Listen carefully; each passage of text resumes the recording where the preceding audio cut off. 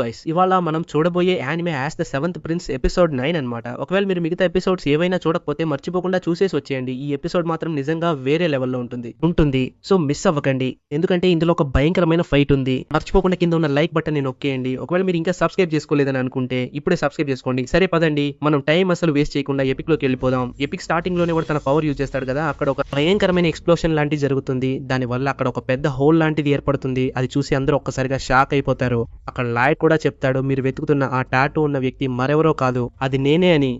అందరూ అతన్ని చూసి చాలా షాక్ అయిపోతారు, ఎందుకంటే వాడు చేసింది ఒకే ఒక అటాక్ కదా, దానికి అక్కడ అంత పెద్ద హోల్ పడింది.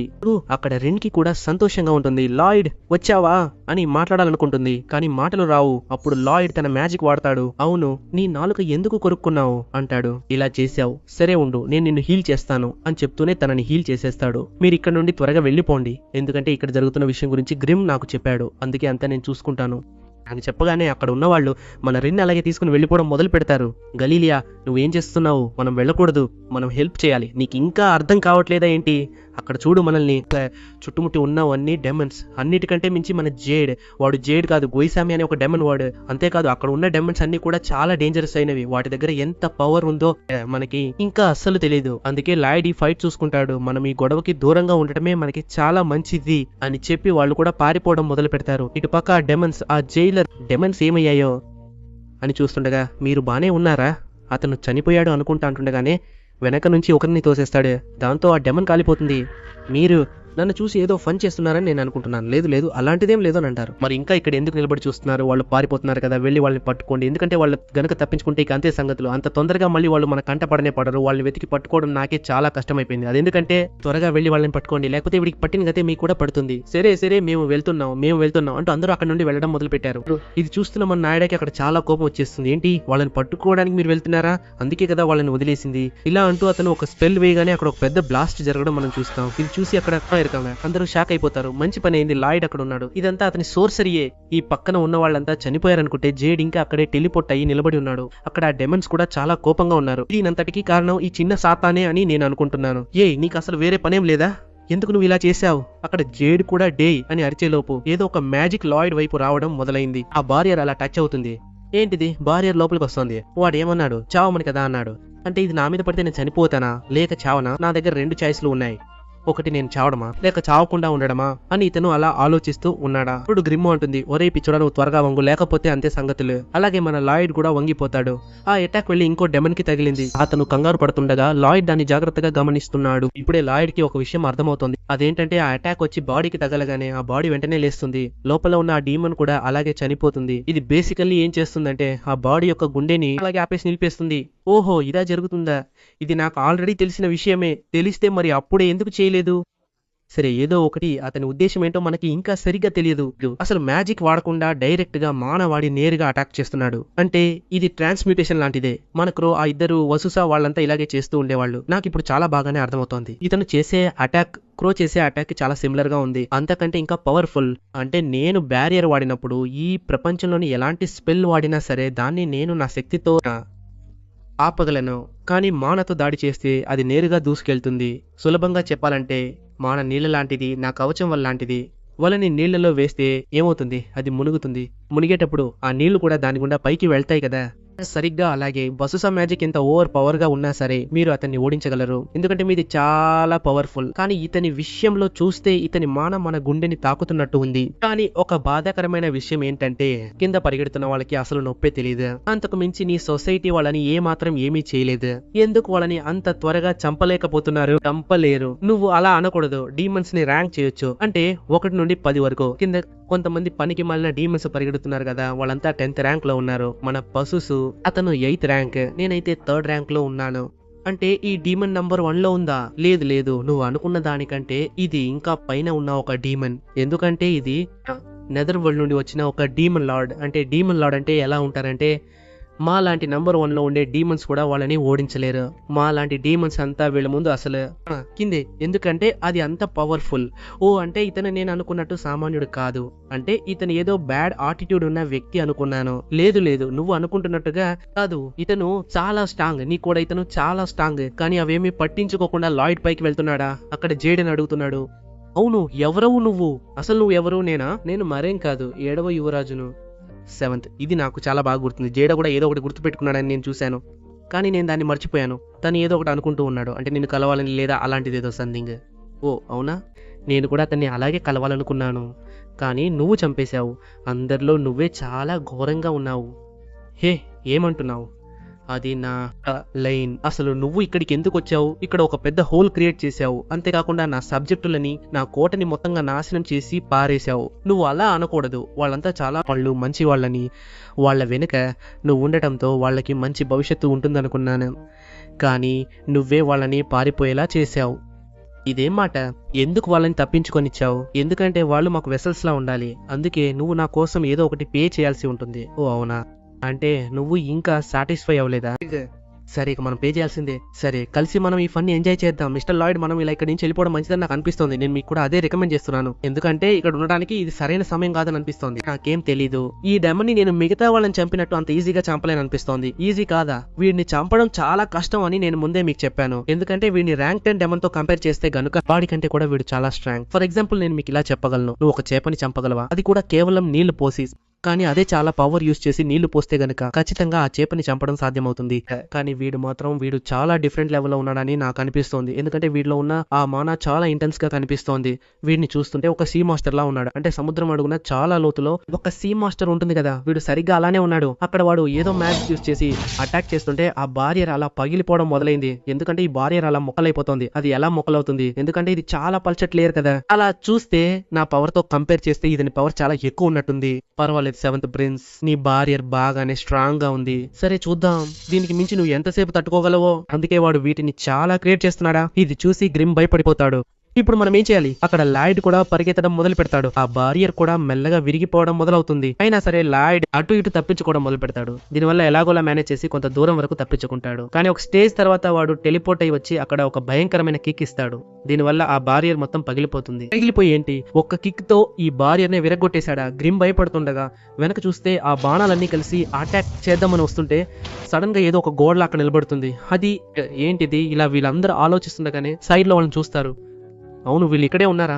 వదలకండి, వాళ్ళని పట్టుకోండిరా అంటూ వీళ్ళు కూడా వెనకాలే పరిగెత్తుతారు. అక్కడ గెలీలియా కూడా ఉంది. బాబిలోన్, త్వరగా ఆ గేట్ ని తెరువు. అదే విధంగా వాడు కూడా లోపలికి వెళ్లి తెరవడం మొదలు పెట్టాడు. ఇక్కడ చూస్తే గ్రిమ్ కూడా చాలా భయంకరంగా ఏడుస్తూనే ఉంది. నేను ఏడుపు ఆపలేకపోతున్నాను, అది అలా వస్తూనే ఉంది, ఎందుకంటే వాడు చాలా స్ట్రాంగ్ గా ఉన్నాడు. నువ్వు ఆపు, ఇక చాలు, నేనే అంతా చూసుకుంటాను. అక్కడ జాడా అంటున్నాడు, పర్వాలేదే, నీ మీద కనీసం ఒక్క చిన్న గీత కూడా పడలేదా? నిన్ను ఎఫెక్ట్ చేసేది నా టెలిపోర్టేషన్ అదే కదా. అలా అని అంత ఖచ్చితంగా చెప్పలేము. నువ్వు అసలు ఏమంటున్నావు? జాడా ఈ టెలిపోర్టేషన్ ని కంట్రోల్ చేయలేకపోతున్నాడు, కానీ నేను మాత్రం కంట్రోల్ చేయగలను, ఎందుకంటే మనుషులు దీన్ని కేవలం ఒక స్పెల్ లాగా మాత్రమే చూస్తారు. వాళ్ళు అలా చూస్తారు, కానీ నేను మాత్రం అలా కాదు. నా లాంటి ఒక మోనా ఏజెంట్ కి దీన్ని కంట్రోల్ చేయడం అనేది చాలా సులభమైన విషయం. అంటే నేను నీకు దీన్ని సింపుల్ గా ఎలా చెప్పాలి? ఎవరు నేర్పించకుండానే ఒక పక్షి పుట్టగానే ఎలా ఎగురుతుందో మేము కూడా సరిగ్గా అలాగే పుట్టాము. ఎందుకంటే దీన్ని కంట్రోల్ చేయడానికి ఆ సహజమైన ఇన్స్టింక్ట్ ఉండాలి. కానీ పాపం ఈ బ్లేడర్లకి రెక్కలు ఉంటే ఏంటి, లేకపోతే ఏంటి, వాళ్ళకి దాన్ని కంట్రోల్ చేయడం అస్సలు తెలీదు.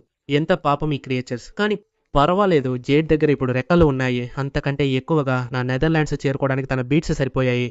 అసలు వాళ్ళు మమ్మల్ని ఎందుకు ఎదిరించాసి? అంతకంటే ఎక్కువగా వాళ్ళు మా కోసమే పుట్టిన వాళ్ళు. అసలు వాళ్ళు ఎందుకు పుట్టారు అని అడుగుతున్నావా? మేము వాళ్ళని ఇలా చేరుకోవడానికే వాళ్ళు పుట్టారు. అందుకే సరే 7, నీ దగ్గర ఎంత పవర్ ఉందో ఇప్పుడు మనం చూద్దాం. నీ దగ్గర ఉన్న ఫుల్ పవర్ ని యూజ్ చేయి. మీ ఫుల్ పవర్ యూజ్ చేసిన తర్వాత నా పవర్ ని బ్లాక్ చేయడానికి ఒకసారి ట్రై చేయి. అలా చేయడం కుదరలేదా, లేక పారిపోవాలని చూస్తున్నావా? ఏం చేయబోతున్నావు? అరే, వాడు కూడా చిటికి వేస్తున్నాడా? సడన్ గా చూస్తే లాయిడ్ ఒంట్లోకి ఆ బాణం భయంకరంగా దిగిపోయింది. పర్వాలేదు, నీ చాయిస్ బాగుంది, నువ్వే ఒప్పుకున్నట్టున్నావు. ఇప్పుడు నేను అటాక్ చేస్తాను.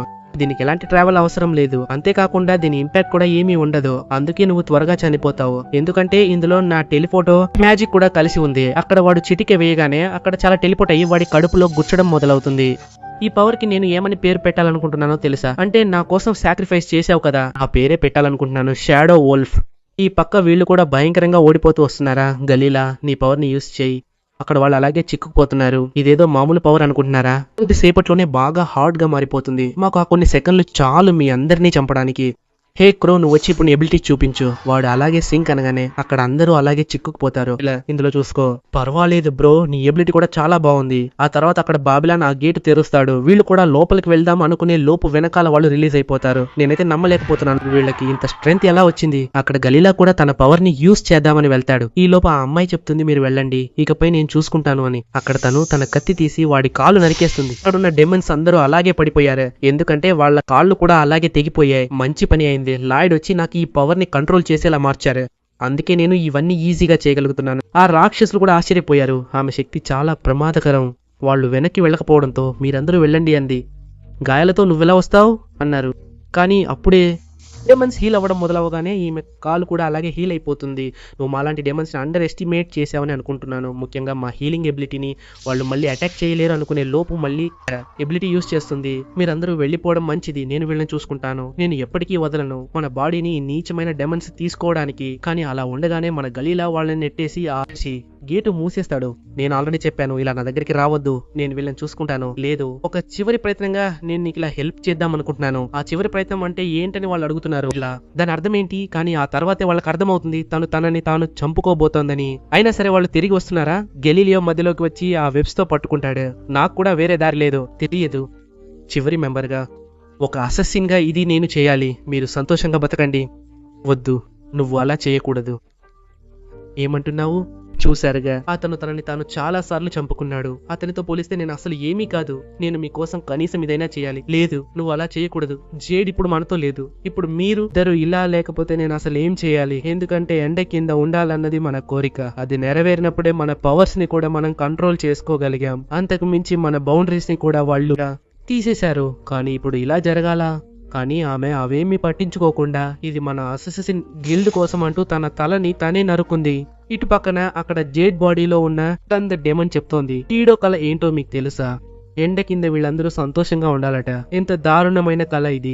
నేను ఇలాంటి కళని నా జీవితంలో ఎప్పుడూ చూడలేదు, ఎందుకంటే అది చాలా అసహ్యకరమైన కళగా ఉంది. అసలు వాళ్ళు ఎలాంటి వాళ్ళో మీకు తెలుసా? ఈ రాయి కింద కొన్ని పురుగులు ఉంటాయి చూసారా, సరిగ్గా ఆ పురుగు లాంటి వాళ్లే వాళ్ళు. అంతకంటే ఎక్కువగా నువ్వు వచ్చి నన్ను ఇంకొంచెం సంతోష పెట్టి ఉంటే ఇంకా చాలా బాగుండేది. వాళ్ళకి ఆ బిలేటెడ్ అనే మాటకు అర్థాన్ని నేను చెప్పాల్సిన సమయం ఇప్పుడు వచ్చేసింది. ఎందుకంటే ఆ పురుగులకి ఈ చావుని ఎలా ఎంచుకోవాలో కూడా తెలియదు. దాన్ని తీసుకోవడానికి వాళ్ళకి ఏ మాత్రం అర్హత లేదు. సరే, నేనే స్వయంగా వెళ్లి వాళ్ళందరినీ చంపేస్తాను. నేను ఇలా అని ఉండవచ్చు, కానీ వెనకాల ఏదో కదులుతున్నట్టు శబ్దం వినిపిస్తోంది. లాయిడ్ ఉన్న చోటు రాయిలా పగిలిపోతోంది. ఇతను కత్తితో చంపడానికి వస్తాడు, కానీ వాడు టెలిపోర్ట్ అయ్యి వెనక్కి వెళ్ళిపోతాడు. ఓ పర్వాలేదు, నువ్వు చాలా తెలివైన వాడివే అనుకుంటా, ఎందుకంటే నువ్వు నీ ప్లేస్ ని ఒక క్లే డమ్మీతో స్విచ్ చేసావు. కానీ ఇప్పుడు నీ దగ్గర కత్తి ఉందా? ఇది ఆసక్తిగా ఉంది, కానీ దీంతో సమస్య వస్తుందేమో. హే, ఏమంటున్నావు? అలసిపోయావా? నీ డ్యూటీ ఇంకా మిగిలే ఉంది. అంటే నువ్వు నన్ను ఇంకా ఎంటర్టైన్ చేయాల్సి ఉంది. ఓ అవునా? అయితే మనం వేరే చోట చేద్దామా? అంటే ఈ ప్లేస్ వద్దు. వీళ్ళు ఇలా అంటున్నప్పుడు అక్కడ ఆ డెమన్స్ మీద ఏదో నిప్పులు కనిపిస్తున్నాయి.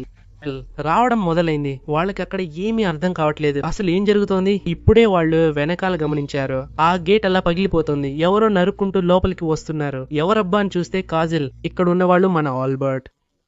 ఇక్కడ అంతా చూస్తుంటే ఏదో పెద్ద గొడవ జరుగుతున్నట్టు ఉంది. అవును, మన లాయిడ్ ఎక్కడా? ఇప్పుడు మనకి సరైన సమయం. అక్కడ స్పెల్ బాండ్ ఉంది కదా, అక్కడికి వెళ్ళండి అందరూ. ఇప్పుడు మనం అందరం కలిసి మా అన్నయ్యని రక్షించబోతున్నాం. ఇది విన్న వాళ్ళందరూ అక్కడ ఎదురు చూస్తున్నారు. ఇక్కడితో ఈ ఎపిసోడ్ అయిపోతుంది. ఈ ఎపిసోడ్ మీకు నచ్చిందని అనుకుంటున్నాను. నచ్చితే మర్చిపోకుండా కింద లైక్ చేయండి. ఒకవేళ మీరు సబ్స్క్రైబ్ చేసుకోకపోతే వెంటనే సబ్స్క్రైబ్ చేసుకోండి.